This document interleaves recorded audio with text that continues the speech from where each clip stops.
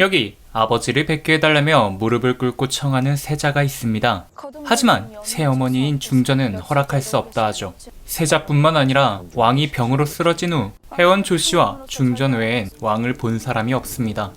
세자는 이러한 점을 수상히 여겨 늦은 밤 몰래 왕이 있는 강령전으로 향하는데, 여기는 강령전, 몰래 침입한 세자가 왕이 있는 곳으로 향합니다. 그런데 강령전의 분위기가 어수선하죠. 조용히 다가가 그들의 말을 엿듣는데, 전하가 사라져 잠시 자리를 비운 사이 왕이 사라졌다 합니다. 왕이 살아있긴 하나 본데요. 그 순간 인기척이 느껴져 급히 몸을 숨기는 세자. 이때 기괴한 움직임과 악취가 진동하고 짐승의 소리를 내는 그림자가 세자 앞으로 다가오는데, 갑자기 주변이 조용해지고 불이 꺼지죠. 세자는 마음을 다잡고 문을 열어보는데 금군별장이 나타납니다. 세자는 강령전에 괴물이 있다고 금군별장에게 말하지만 며칠 석고대제를 해 몸이 허해져 헛것을 본 거라며 돌아가라 말하죠. 사이가 딱히 좋아 보이진 않습니다. 하지만 세자는 여기까지 온 이상 아버지를 뵙고 가겠다며 침실로 향하고 문을 여는데, 있어야 하는 아버지는 어디 가고 해원조 씨의 수장 조학주 대감이 앉아 있습니다. 그는 현재 이 나라의 실질적인 권력자이자 영의정으로 자신의 가문 핏줄을 왕으로 세우려 하는 인물이죠. 지금의 중전도 해원조 씨의 가문이며 임신을 한 상태입니다. 조학주는 세자에게 다가가 최근 병환으로 왕이 죽었다는 소문을 내는 집단들이 있는데, 그들이 새롭게 왕으로 세우려 하는 인물이 있다며 그 세력은 물론이거니와 누군지는 모르겠지만 새로 세우려는 왕의 정체도 밝혀내 반역죄로 싸그리 죽여버리겠다 돌려 말하곤 세자를 돌아가라 하죠. 그렇게 수학 없이 돌아가나 했는데, 사실 세자가 강령전에서 시선을 끄는 사이 자신의 호위무사에게 왕의 병상일지를 훔쳐오라 시켰었고, 이에 성공해 같이 읽어보는데 왕의 병이 위독해졌다는 기록 다음에 아무것도 적혀있지 않습니다. 이걸 본 세자는 조씨 가문에서 분명 뭔가를 숨기고 있다 확신이 차는데, 이승희 의원이 누굽니까? 이승희 의원이라면 3년 전의 사임한 전임 어이다. 그잔 어찌하느냐? 여기 병상일지 마지막에 이승희 의원이라는 전 어이가 왕의 상태를 살폈다라는 기록이 발견됩니다. 여기는 지유련, 이승희 의원이 관리하는 병원으로 마을 사람들이 치료를 받고 있는데, 자리를 비웠던 이승희 의원이 돌아옵니다. 그런데 어찌된 일인지 표정이 좋지 않죠. 같이 갔던 단이라는 아이는 싸늘한 시신이 되었고, 시체를 살펴보는데 짐승에게나 물어뜯길 법한 상처가 곳곳에 나 있습니다. 섭이라는 을녀는 이승희 의원에게 한양에서 무슨 일이 있었냐 묻는데, 아무 일도 없었다. 그는 넋이 나간 듯 아무 일도 없었다는 말만 되풀이하죠. 한편 궁에선 해원조 씨의 세력이 세자를 역적으로 몰아 잡아오라는 명령을 내리는데, 불행 중 다행으로 세자는 이승희 의원을 만나기 위해 지유련으로 향하고 있죠. 조학주는 세자를 죽이는 한이 있더라도 지유련에 도달하기 전에 막아야 한다는 명령을 하는데, 지유련에 가기 전에 반드시 막아야만 한다. 세자를 죽이는 한이 있더라도. 여기는 다시 지유련. 병자들에게 풀떼기라도 먹이겠다며 먹을 것을 구하고 있는 을녀들이 허탕을 치고 돌아갑니다. 그런데 지유련 굴뚝에서 연기가 나고 있죠. 아무리 찾아도 개미 한 마리 보이지 않았는데 환자들이 어디서 났는지 고깃국을 먹고 있습니다. 섭이는 놀라 부엌으로 가보는데, 얼마 전 다쳐서 온 영신이라는 남자가 고깃국을 끓이고 있습니다. 어디서 난 고기냐고 묻는데 산속에서 사슴 한 마리를 사냥해 왔다고 말하는 남자. 뭔가 의심스럽지만 너무나도 잘 먹는 환자들의 모습을 보니 한편으론 안심이 되죠. 환자들이 회복하기 위해선 꼭 필요한 먹을거리입니다. 본인도 배가 고팠는지 국물 한 모금을 마시려 하는데, 세상에, 사람의 손가락입니다. 알고 보니 영신이라는 남자는 이승희 의원이 시체로 데려온 반이라는 아이를 가마솥에 넣고 국을 끓인 뒤 환자들에게 먹인 거였죠. 이 모습을 본 섭이는 영신에게 따지는데, 어차피 가만히 있어도 굶어 죽으니 살 사람이라도 살아야 하는 거 아니냐며 이미 다른 마을 사람들은 살기 위해 인육을 먹고 있다 말하죠. 아무것도 모른 채 맛있다며 고깃국을 먹고 있는 사람들. 그런데 이때 한 남자가 발작을 일으키며 쓰러집니다. 그뿐 아니라 고깃국을 먹은 사람들이 한 명 한 명 같은 증상을 보이기 시작하죠. 을녀는 다급히 사람들을 살피는데 심장이 뛰지 않습니다. 모두 죽은 거죠. 그렇게 날이 저물고 갑자기 한 사람이 기침과 기괴한 소리를 내며 의식이 돌아온 듯 보이는데 의녀는 생존자인 줄 알고 달려가 살리려 노력하죠. 그런데 이때 어찌된 일인지 주변에 있던 시체들이 하나하나 일어나면서 의녀를 향해 공격하기 시작합니다.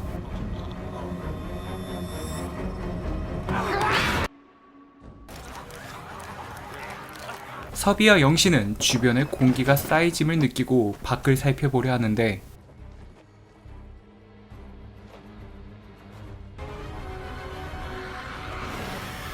문틈으로 좀비 한 마리가 달려오며 이야기는 마무리되죠. 이승희 의원을 찾으러 간 세자는 동네라는 마을에 도착해 지유련을 찾아가는데 문은 봉쇄돼 있고 사방엔 죽창과 피로 물들어 있습니다. 세자와 호위무사 무영은 담을 넘어 조사하는데 지유련을 살펴보던 중 집 밑에 있는 수많은 시체를 발견하고 놀라 이를 관청에 알려 시체들을 관하로 옮기게 됩니다. 그리고 수소문 끝에 지유련 의녀인 섭이를 만나게 되고 이야기를 나누게 되죠. 이야기를 나누다 지유련에서 시체를 발견했고 모두 관하로 옮겼다 말해줍니다. 안 됩니다. 그 사람들은 죽지 않았습니다. 이 말을 들은 섭이는 얼굴이 참백해지더니 그 사람들은 죽지 않았다며 당장 멈춰야 한다고 관하로 달려가죠. 한편 대나무로 짊어지고 오던 영신도 지유련의 문이 열려있는 걸 보고 놀라 관하로 달려가는데 수많은 시체가 나온 사건에 정신이 없는 동네 부사는 갑자기 온 을녀와 의문의 남자가 해가 지면 죽은 사람들이 깨어나 산 사람들을 공격한다는 허무맹랑한 얘기에 이 뭔 개소리야? 라는 표정으로 어디서 장난질이냐며 두 명을 옥에 가둬버립니다. 시간이 흘러 해가 지기 시작하고 동시에 시체가 움직이는 걸 봤다 하는 한 남자. 동네 부사는 에이 내 놈이 잘못 본 거겠지 라며 병사를 시켜 시체를 확인해 보라 하는데 이때 한 시체가 기괴한 모습으로 일어섭니다. 저렇게 기괴하게 일어서면 이건 뭔가 잘못됐다며 눈치껏 도망가도 시원찮을 판에 저 일어난 여성이 내 마누라라며 달려가 안부를 묻는 사랑꾼 아재. 바로 죽습니다.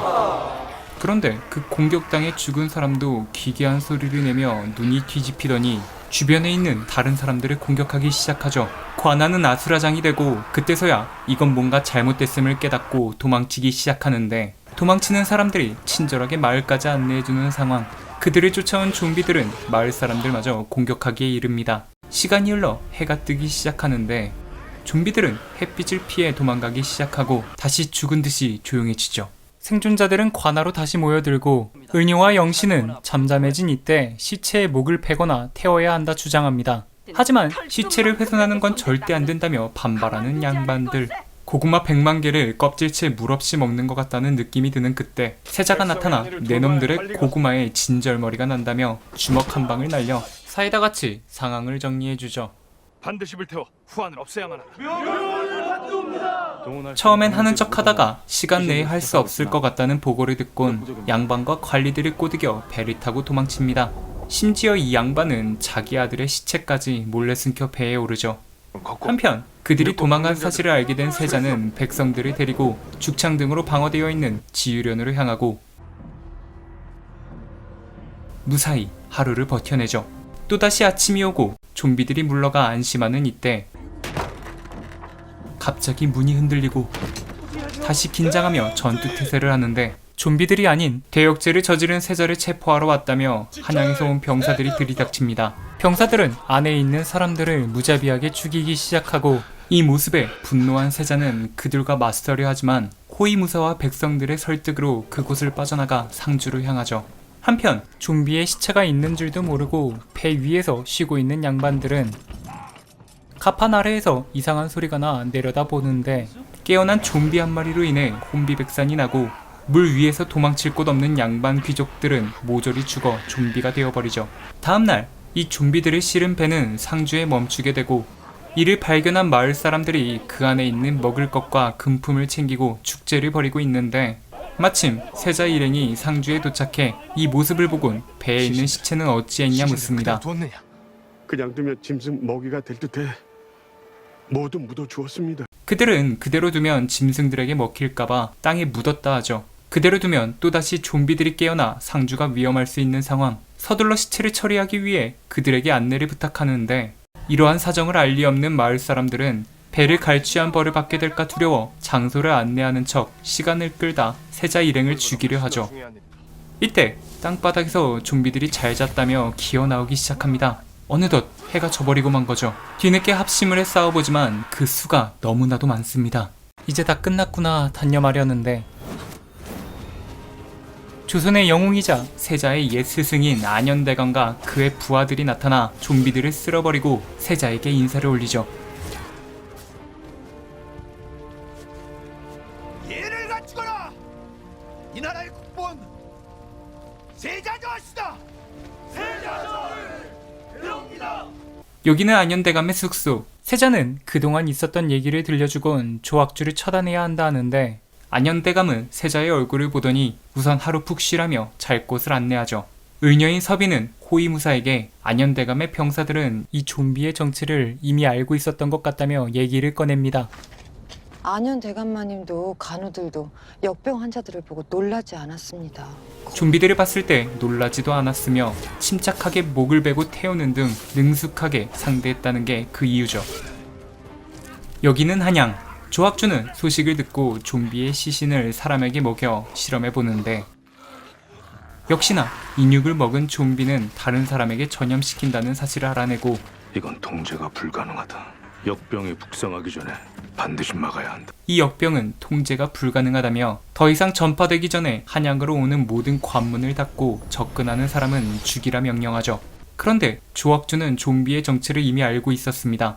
이 방법으로 죽은 왕을 살려내 자신들의 권력을 유지하고 있었던 거죠.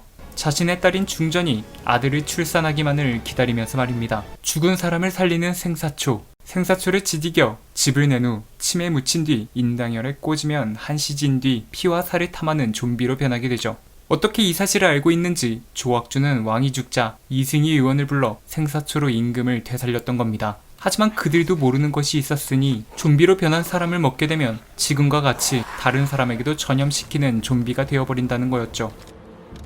여튼 그렇게 상주에서 고립된 세자 일행과 백성들은 해가 저물기 전 좀비들을 막기 위해 준비를 하고 을녀 서비와 동네 부사는 생사초를 찾기 위해 산을 오릅니다. 어느새 밤이 찾아오고 성문을 닫고 괴물들과 싸울 준비를 하는데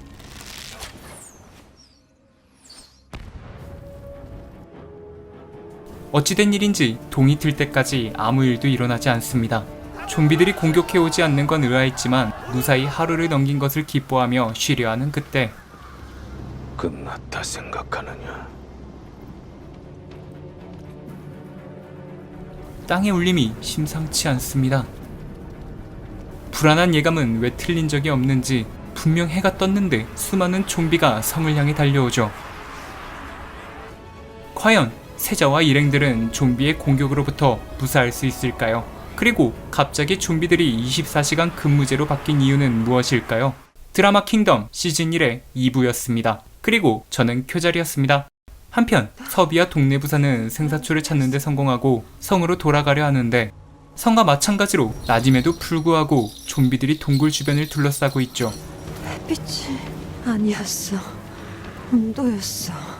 해가 떴을 때 태양을 피해 숨는 건 줄 알았던 좀비들은 사실 온도에 민감한 거였고 하필 이쯤 기온이 떨어지기 시작해 24시간 활동을 시작하게 된 거였습니다. 이상 정리 끝! 아침이 됐는데도 공격해오는 좀비들을 예측하지 못하고 방어태세를 풀어버린 세자 일행은 위기에 빠지게 되는데 모든 무기를 들고 전열을 갖추거라. 급하게 전투태세로 돌아서 나름 선전하지만 좀비들의 숫자가 너무나도 많습니다.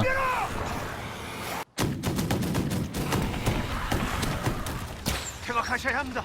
결국 군영을 버리고 철수하는데 상주 읍성으로 도망쳐보지만 나랑 놀자며 눈이 뒤집힌 좀비들의 빠른 추격에 당황하며 다른 곳에 탈출구를 모색하죠.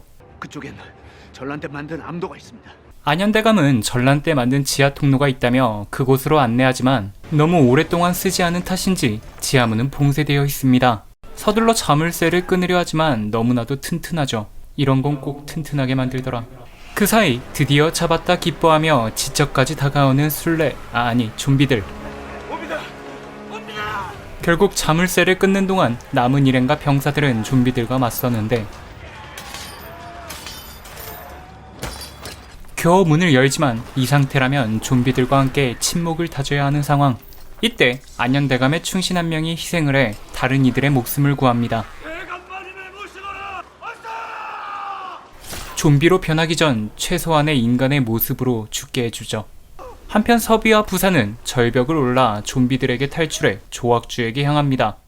분명 경계를 넘는 사람들은 다 죽이라고 명령했는데 어떻게 넘어갔지? 하는 분들이 계실 텐데 알고 보니 동네 부사는 혜원 조씨의 가문이었고 자신의 아들이 죽은 지금 유일한 혜원 조씨의 후계였죠. 조악주는 동네 부사 조범팔과 이승희 의원 밑에 있던 을녀 서비에게 거처를 마련해주라 말하곤 돌아서는데 여기는 다시 세자일행이 피신한 성안.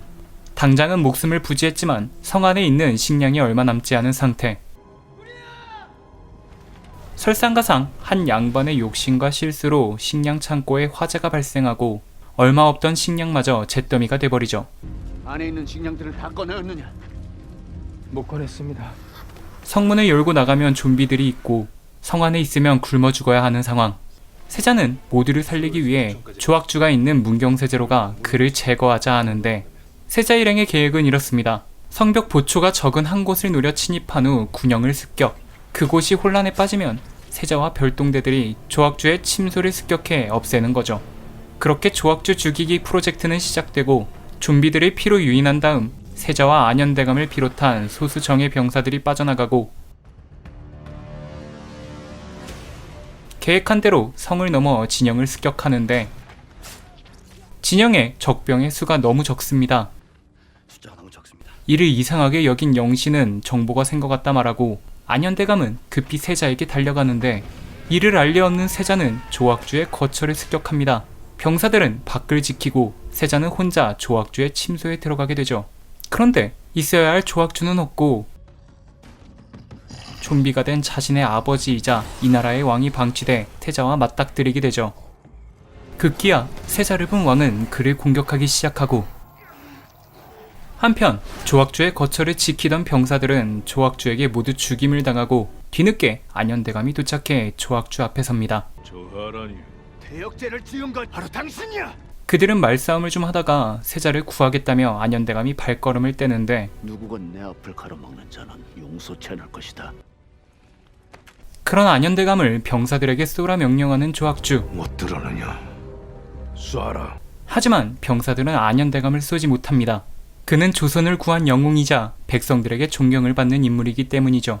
그런 병사들에게 그를 쏘지 않으면 내 놈들부터 죽인다는 협박에 결국 총을 쏘는 병사.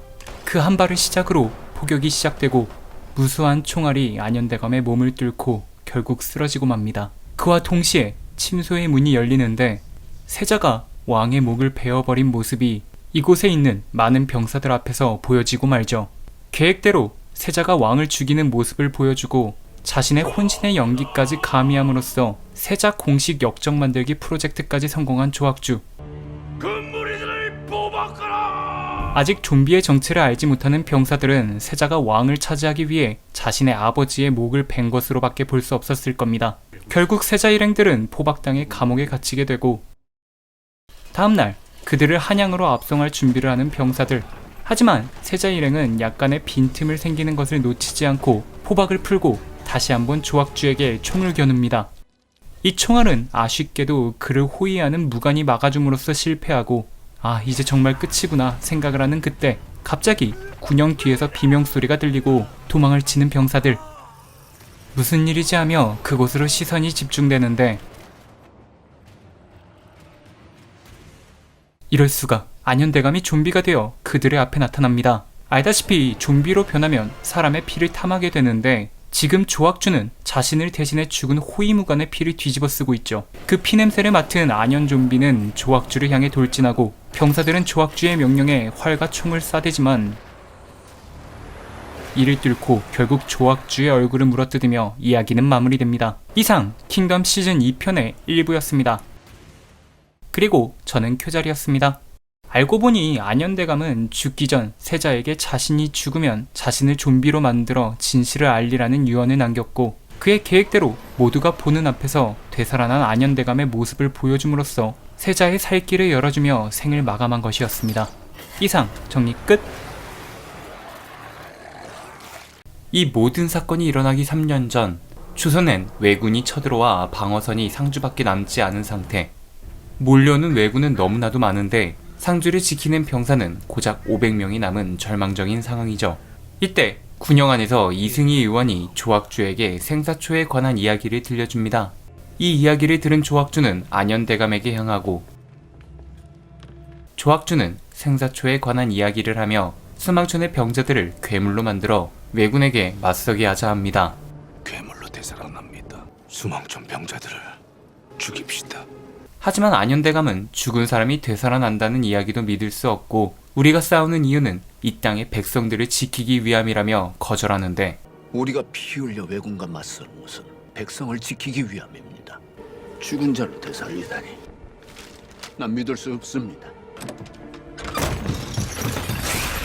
조학주는 자신이 만든 좀비를 보여주곤 대를 위해 소를 희생해야 할 때라 설득합니다. 그렇게 조선을 구하기 위해 수망촌의 병자들은 조선군에 의해 죽임을 당하고 좀비로 만들어져 왜적들을 물리치고 간신히 위기에서 벗어나는 조선. 안현대감은 왜적을 몰아냈지만 그들의 희생을 슬퍼하며 이 빛은 꼭 갚겠다 마음 깊이 새기죠. 너희들의 희생을 잊지 않을 것이다. 그리고 언젠가 이 빚을 갚을 것이다. 이때 조학주와 안현대감은 생사초에 대해 알게 되었고 그들은 이 사건을 비밀에 붙이기로 합니다. 그리고 조학주 대감의 딸인 중전의 이야기를 조금 하자면 그녀는 왕의 아이를 가졌었는데 그만 유산을 하게 됩니다. 그녀의 오빠이자 군군별장인 조범일은 이 사실을 알고 다시 회임을 하는데 힘쓰라 말하지만 왕이 오늘 내일 하는 이때 다시 회임할 가능성은 희박하다며 거짓 회임 계획을 세우자 제안합니다. 그는 아버지인 조학주가 혜원 조씨 외에 핏줄이 아니면 절대 인정하지 않을 거라 말하는데 내 놈이 그렇게도 싫어하는 세자가 왕이 되는 꼴을 보고 싶냐는 말에 이 일을 비밀에 붙이고 중전을 도와주죠. 중전은 궁에서 회임한 척 연기를 하고 자신과 비슷한 시기에 임신을 한 산부들을 찾아 자신의 거처에 묵게 하며 좋은 것을 먹이고 지내게 하는데 출산일이 다 된 산부를 데려가 그 아이의 성별을 보고 여자아이면 산모와 함께 죽이는 잔혹한 짓을 시작합니다. 반대로 남자아이면 산모를 죽인 뒤 자신이 낳은 척 연기를 해 가짜 아들을 만들어 왕으로 세우려 하는 거죠. 하지만 꼬리가 길면 잡힌다 했던가 북문 밖에서 관군들에게 여인들의 시체가 발견되고 이를 조사해보는데 시체들이 모두 갓 아이를 출산한 산모들인 게 밝혀집니다. 그리고 숨을 거두기 전 한 여인이 자신이 기거하던 곳의 사람들이 자신과 아이를 죽이려 했고 그곳은 중전의 사가였으며 그곳에 있는 남은 사람들도 다 죽일 거라는 말을 남기고 숨을 거둡니다.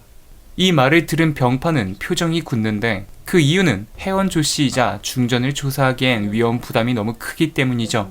하지만 울거진 어영대장 민치록이라는 인물은 그곳을 조사하러 가겠다 하고 실제로 몇 가지의 단서들을 발견하게 됩니다. 단서를 쫓아 지나오면서 본 가마꾼들을 추격해 가마를 열어보는데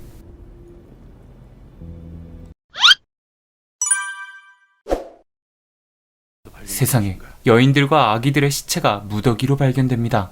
시체를 자세히 보는 민치록. 왜 갓 태어난 여아들은 모두 죽이고 사내 아이들은 그리하지 않았을까요? 여자아이들은 모두 목 졸려 죽었지만 남자아이들은 손을 쓴 흔적이 없는 이미 죽어서 태어난 사산아였다는 것을 밝혀내죠. 어영대장은 이 전환들로 머릿속에 뭔가가 스쳐 지나가고 중전을 의심하게 되는데 여기는 다시 중궁전, 중전이 산통을 시작했다는 소식이 들려오고 어영대장은 중전을 의심하며 왕도 함부로 들어갈 수 없는 상실청을 조사하기 위해 문을 여는데 아기씨가 태어나면 젖을 물릴 유모들이 들어왔습니다. 비키거라. 예상했던 산모들은 없고 중전의 부하들이 말한 중전이 아기를 낳았을 때 젖을 물릴 유모들이 대기해 있죠. 그렇습니다. 이는 모두 중전의 계책이었던 거죠. 그녀는 그렇게 어영총도 정리하고 세자도 역적으로 몰린 지금 가장 높은 위치에 서게 됩니다. 그리고 그토록 바랬던 남자아이를 손에 넣음으로써 거짓 왕자까지 갖게 되는데 한편 좀비가 된 안현대감의 목을 베고 그동안 있었던 일을 병사들에게 말하는 세자. 이제 눈을 뜨고 귀를 열어라! 백성의 소리를 듣고 이 나라의 참상을 직시하며 무엇이 옳은 길인지 선택을 해야만 할 때이다. 나를 따르겠는가? 그렇게 병사들을 설득해 조학주의 남은 세력을 정리하고 왕자를 되찾기 위해 한양으로 향합니다. 조학주는 좀비로 변하진 않았지만 점점 쇠약해져 위독해지고 있는데 누군가 그런 조학주를 빼돌려 세자보다 빨리 한양으로 향하죠. 누구냐 물었다! 뒤늦게 이를 알아챈 세자는 그 인물이 누구냐고 묻는데 조학주를 빼돌린 사람은 다름 아닌 세자의 경호를 맡던 호위무관 무영. 그가 이런 선택을 한 이유는 그가 너무나도 사랑하는 아내가 해원 조씨의 인질로 잡혀있기 때문이었고 조학주를 빼내 세자보다 먼저 한양으로 데려가야 했죠. 하지만 이 과정에서 조학주에 의해 무영은 죽게 되고 조학주도 더 이상 버티지 못하고 죽을 것 같은 상황에 놓이게 되는데 서비는 좀비들이 물을 무서워하고 얕은 물인데도 불구하고 건너오지 못하는 걸 떠올리며 조학주를 물에 담가봅니다. 괴로워하며 발작을 일으키는 조학주. 이것도 아닌 건가 하는 그때 물렸던 상처 부위에서 연가시 같은 벌레가 나오더니 호흡이 안정되기 시작합니다. 그렇습니다. 좀비가 되는 이유는 생사초에 붙어있는 벌레의 알이 사람 몸속으로 들어가 충으로 부화해 죽은 자를 되살리는 거였죠. 충증이었던 겁니다. 한편 세자는 조학주를 추격하는 도중 쓰러져 있는 무영을 발견하게 되는데 죽은 줄 알았던 그는 마지막 힘을 다해 내선제에 임산부들이 모여있고 자신의 아내도 거기에 있다며 중전이 무엇인가 꾸미고 있는 것 같다고 전하고 죄송하다는 말과 함께 세자의 품에서 눈을 감습니다. 저를 끝까지 지키지 못했으니 죄송합니다. 과연 세자는 한양으로 돌아가 진상을 밝히고 왕이 될 수 있을까요? 좀비가 되는 방법과 치료법을 알아낸 서비는 이 상황을 해결할 수 있을까요? 킹덤 시즌 2편의 2부였습니다. 그리고 저는 쿄자리였습니다. 무영의 아내는 내선제에서 건강한 아들을 출산합니다. 하지만 그 아이는 중전의 품에 안기게 되죠. 그리고 궁에선 왕자 아기씨를 출산했다는 소식이 전해지는데 여기는 한양. 내선제의 인부들이 여인들의 시체를 땅에 묻고 있는데 이 현장을 세자와 그 일행들이 덮쳐 사건을 목격하게 됩니다. 그 시체들은 예상대로 만삭의 인부들이었죠. 중전이 가짜 왕자를 얻었기 때문에 나머지 인부들을 죽이라 명령한 겁니다. 죽은 무영의 말대로 중전의 음모를 알아낸 세자는 분노하고 한편 병파는 중전 사가에서 일어난 살인사건에 대해 언급하고 있는데 확실한 건 중궁전과 이 사건이 관련돼 있으며 범인이 노린 건 갓나은 사내아이라는 겁니다. 몸이 회복된 조학주가 나타나 증거가 있느냐 묻고 확증이 있습니까? 확증이 있는지 물었습니다. 조학주의 등장에 다들 꿀먹은 벙어리가 되자 확증도 없이 산실청에 들어간 것에 분노해 어영대감을 참해야 할 것을 주장하죠. 확증도 없으면서 이 나라의 국모께서 해산 중인 산실청에 들었단 말입니까? 어영대장을 참해야 마땅할 것입니다. 그뿐만이 아니라 자신과 세제로 내려간 훈련 대강과 병사들이 대역죄인인 세자에게 넘어가 한양으로 쳐들어오고 있다며 그들의 가문 사람들도 대역죄로 참해 나라의 기강을 바로 세워야 한다고 말합니다. 혹시나 이 말에 반박을 하려거든 내 놈들의 목숨을 내놓거라 라는 분위기를 만들어 찍소리도 못하죠. 그렇게 세자 일행의 가족들은 체포가 되고 조학주는 이번엔 서비를 데리고 중궁전으로 들어가는데 가짜 왕자를 안고 뻔뻔하게 연기를 하는 중전. 원자입니다. 건강하고 영명하신. 그런 원자를 쓱 쳐다보더니 진짜 너의 자식이라면 떳떳하게 진맥을 받아보라고 말하는 조학주. 내가 데려온 저 아이는 의술이 꽤 쓸만한 아이다. 진맥을 받아보도록 하거라. 어찌 저런 전것에게 제 몸을 맡긴단 말입니까? 중전은 거부하지만 조학주의 완강함으로 결국 서비의 진맥을 받게 되는데 결국 거짓 회임이었다는 게 밝혀지고 진짜 해원조 씨의 가문이 아니라면 이를 용납할 수 없다 말하고 이를 바로잡겠다 말하는데 그런데 이때 조학주가 장기침을 시작하더니 이윽고 피를 토하고 쓰러집니다. 중전은 조학주가 이렇게 나올 걸 알고 독이 든 차를 준비했던 거죠. 권력을 위해서라면 가짜 아들을 만들고 아버지까지 죽이는 권력욕을 보여주는 중전. 그렇게 조학주는 사망하게 됩니다. 한편 잡혀가는 가족들을 보곤 훈련대감은 스스로 자수를 해 세자의 행선지를 말해주고 자신의 가족은 풀어달라 청하는데 대역죄인 장이 한양성 밖 영기서원에서 지원군을 기다리고 있습니다. 내 가족들만은 살려주십시오. 그들은 그런 훈련대감을 흐뭇하게 바라보며 세자 창을 잡으러 군사들을 보내고 이는 뻥이었고 훈련대감의 나무주연상급 연기에 감탄을 하며 한양으로 입성하는 세자. 곧바로 성문을 점령한 후 문을 걸어 잠가 역관광을 선보입니다. 그리곤 곧바로 처형장으로 달려가는데 제 시간에 집행을 했으면 모두가 죽었어야 했지만 동네 부사는 이들을 도저히 죽일 수 없다며 지연시키고 있었죠. 그 덕에 누구 한 사람 죽지 않고 구해내는 데 성공합니다. 잘했다며 우쭈쭈도 잊지 않는 세자. 잘하였다. 이 과정에서 어영청과 병판의 병사들도 세자에게 합류하고 중전의 앞에 서게 되는데 왕자에 앉아 세자를 내려다보는 중전. 둘의 말싸움은 시작되지만 얼마 못 가 세자의 말발에 말을 잇지 못하고 패배. 아비의 목을 쳐 죽인 대역죄인일 뿐입니다. 당신을 그 자리에서 끌어내려는 것은 당신이 해원 조씨여서도 아니고 내가 그 자리를 탐해서도 아니오. 백성은 먹을 것을 하늘로 삼고 왕은 그 백성을 하늘로 삼는다. 그 도리를 외면했기 때문이오. 그렇게 끝이 나나 했는데 갑자기 밖에서 비명소리가 들려오고 중전의 입가에 미소가 번집니다. 내가 가질 수 없다면 그 누구도 가질 수 없습니다. 그렇습니다. 자신이 가질 수 없다면 아무도 줄 수 없다며 궁궐 안에 좀비를 푼 거였죠. 궁 안에 있는 대부분의 사람들은 좀비의 정체를 몰랐기 때문에 삽시간에 당하게 되고 좀비의 숫자도 빠르게 늘어가는데 세자 일행은 좀비와 맞서지만 좀의 전술의 무서움을 보여주며 세자는 다시 위기에 빠지게 됩니다. 그리고 어느 순간 더 이상의 비명이 들리지 않죠. 바꿔 말하면 여기에 모인 사람 외에는 모두 좀비에게 당했다는 소리가 되죠. 모든 좀비가 세자 일행에게 몰려오기 시작하고 맞서기에는 터무니없는 숫자. 어영대장은 뒤에 있는 후원으로 퇴각하자 말하는데 후원? 후원을 생각하다 세자의 머릿속에 무엇인가 떠오릅니다. 그리곤 병사들에게 막던 문을 열어주라 하고 지붕으로 올라가 자신들의 피로 좀비들을 유인해 후원으로 오게 만들죠. 세자는 강물이언 후원으로 모든 좀비를 유인해 얼음을 깨부숴 익사시킬 생각을 했던 겁니다. 그의 계획대로 좀비들이 달려오고 서둘러 얼음을 깨려 하는데 생각보다 두껍게 언 얼음은 깨지지 않고 결국 좀비들에게 하나둘 쓰러져 갑니다.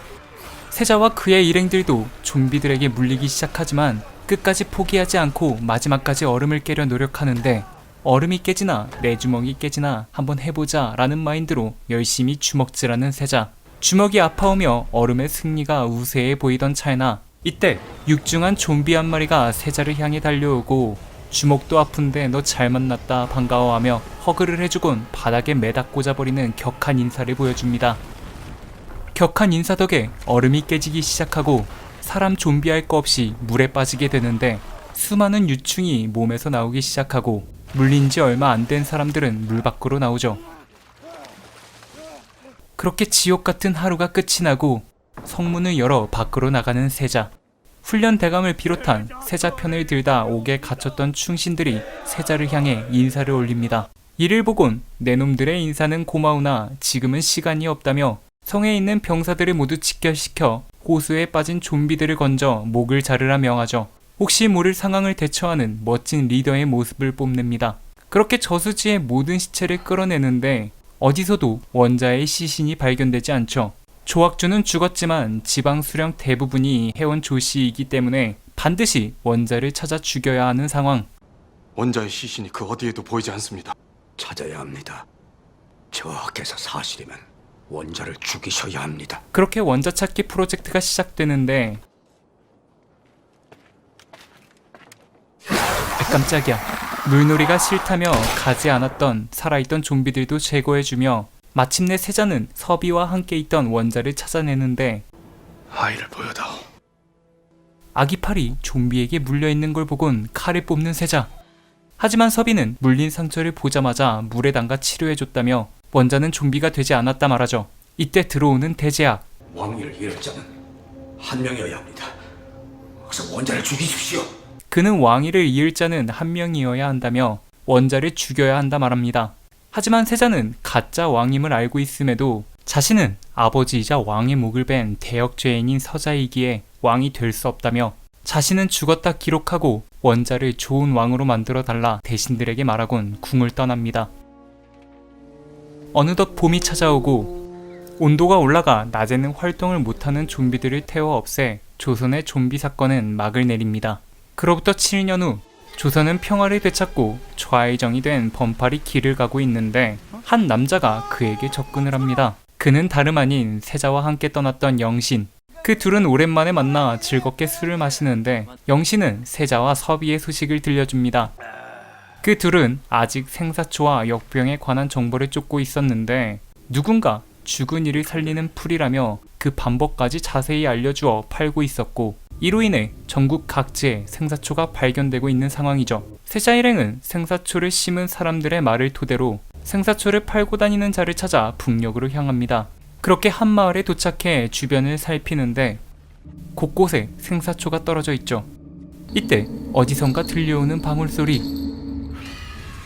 좀비 한 마리가 세자 일행에게 다가오지만 이제 좀비 한 마리쯤은 손쉽게 해결하는 멋짐을 보여줍니다. 하지만 방울소리는 점점 많이 들려오고 전지현, 의문의 여성이 나타나며 이야기는 마무리되는데 이상 킹덤 시즌 2편의 3부였습니다. 그리고 저는 쿄자리였습니다. 세자가 살려준 왕이 된 원자는 어느덧 7살이 되고 대신들의 도움으로 성군으로 자라나는 듯 보이는데